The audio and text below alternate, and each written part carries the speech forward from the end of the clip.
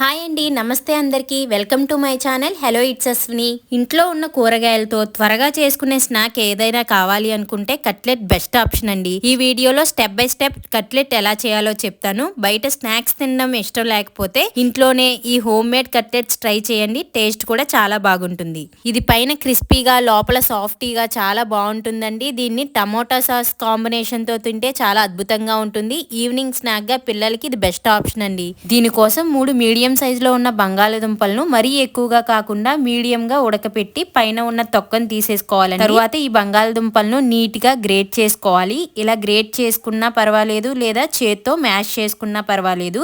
ఇలా గ్రేట్ చేసుకున్నాక దీన్ని పక్కకు పెట్టుకుందాం. ఇప్పుడు మిక్సీ జార్లోకి 1 కప్పు వరకు అటుకులను వేసుకోవాలండి.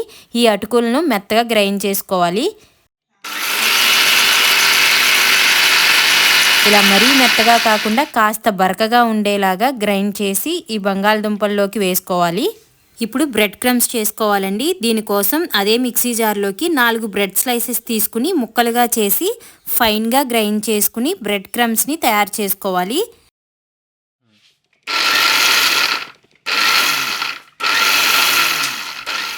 చూడండి, బ్రెడ్ క్రమ్స్ రెడీ అయిపోయాయి. ఇలా ఫైన్గా ఉండేలా గ్రైండ్ చేసుకోవాలి. ఇప్పుడు ఇందులో 1 కప్పు వరకు బ్రెడ్ క్రమ్స్ తీసుకుని మనం బంగాళదుంపను గ్రైండ్ చేసుకున్న బౌల్లోకి వేసుకోవాలండి. ఇప్పుడు దీనిలోకి సన్నగా తరిగిన క్యారెట్ తురుమును వేసుకోవాలండి. దీనిలోనే సన్నగా తరిగిన ఉల్లిపాయ ముక్కలను, కొద్దిగా కొత్తిమీరను, కరివేపాకును, 2 సన్నగా తరిగిన పచ్చిమిర్చిని, 4 రెమ్మల వెల్లుల్లిని చిన్నగా కట్ చేసి వేసుకోవాలి. ఇప్పుడు దీనిలోకి 1/2 స్పూన్ వరకు మిరియాల పొడి, రుచికి సరిపడా ఉప్పు, 1/2 స్పూన్ జీలకర్ర పొడి, 1/2 స్పూన్ గరం మసాలాను వేసుకోవాలి.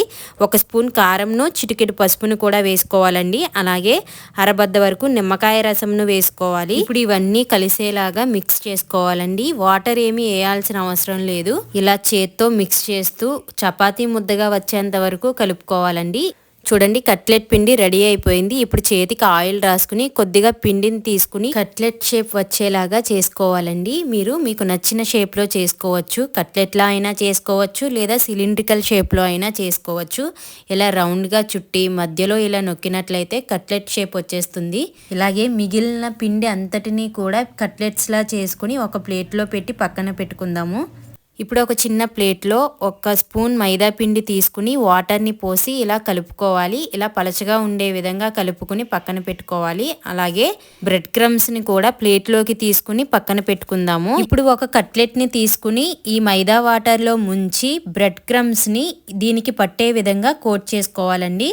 ఇలా మొత్తం పట్టే విధంగా కోట్ చేసుకుని పక్కన పెట్టుకోండి. ఇలానే మొత్తం అన్నిటినీ కూడా కోట్ చేసి ఒక ప్లేట్లో పక్కన పెట్టుకుందాము.